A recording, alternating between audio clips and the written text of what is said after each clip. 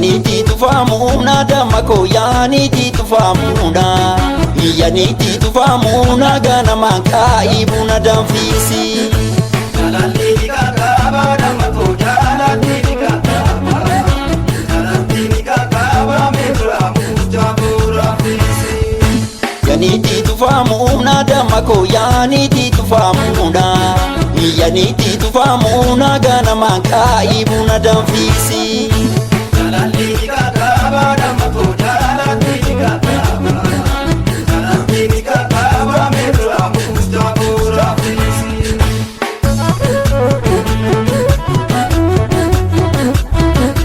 Faturree sana aannan hin buusini. Fatuu daa'ima hin tolfin buusini. Eebaajiidhaan maaranii Lammiilee kitaaba koo.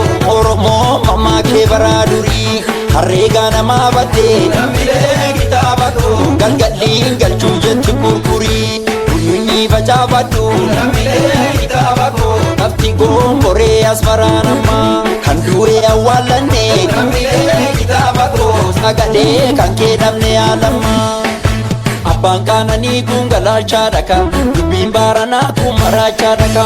Abbaan qaananii kun galaalchaa dhaka dubbiin baaranaa kun maraachaa dhaka.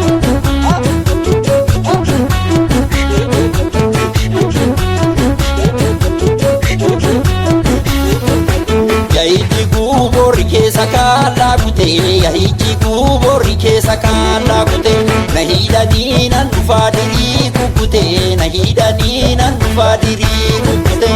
Abbaan qaananii kun galaalchaa dhaka dubbiin baaranaa kun maraachaa dhaka. Abbaan qaananii kun galaalchaa dhaka dubbiin baaranaa